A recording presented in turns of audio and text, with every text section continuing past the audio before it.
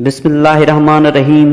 شروع اللہ تعالیٰ کے نام سے جو بڑا مہربان نہایت رحم کرنے والا ہے۔ بادشاہ نے فقیر سے خوش ہو کر کہا، مانگو کیا مانگتے ہو؟ فقیر نے کہا، حضور بس میرا پیالہ بھر دیجئے، مجھے اور کچھ نہیں چاہیے۔ بادشاہ ہنسا اور کہنے لگا، بس۔ پھر اس نے سارے پہنے ہوئے جواہرات اس میں ڈال دیے مگر پیالہ نہیں بھرا۔ بادشاہ حیران ہوا، مگر اس کی عزت کا معاملہ تھا۔ اس نے وزیروں کو حکم دیا، وہاں موجود وزیروں نے بھی اپنے جواہرات اتار کر ڈال دیے مگر پیالہ خالی کا خالی۔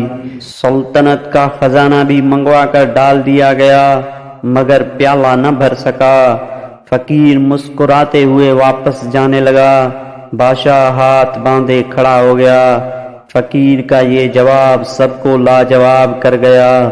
حضور، یہ خواہشات کا پیالہ ہے، اسے قبر کی مٹی کے سوا کوئی چیز نہیں بھر سکتی۔ ایک دن بیماری نے دولت سے کہا، تم کتنے خوش نصیب ہو، ہر کوئی تمہیں پانے کی کوشش کرتا ہے، جبکہ میں کتنی بد نصیب ہوں، ہر شخص مجھ سے دور بھاگتا ہے۔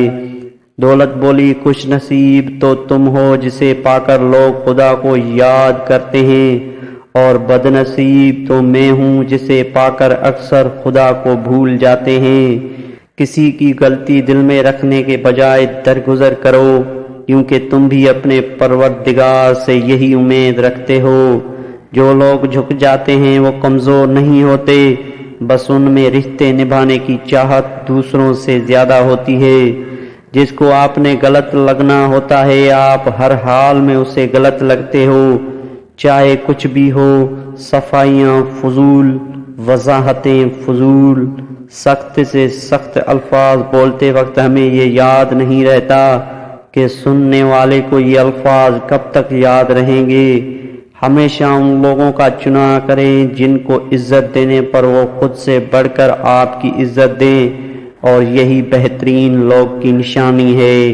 کسی کی تذلیل کر کے آپ اس انسان کو کمتر نہیں بنا سکتے، لیکن یہ عمل آپ کی ظرف کو کمتر بنا دیتا ہے۔ کسی کی راہ میں کانٹے بچھانے والوں، کیا تم یہ نہیں جانتے کہ اس کے پیروں سے رسنے والا خون تمہاری قسمت کے صفوں کو کالا کر سکتا ہے؟ یہ یاد رکھنا، اللہ کے یہاں ہر چیز کا حساب ہے۔ گھر میں بکری کا ہونا محتاجی کے 70 دروازے بند کر دیتا ہے۔ دوستو، ویڈیو اچھی لگے تو لائک ضرور کر دیجیے گا۔ اللہ حافظ۔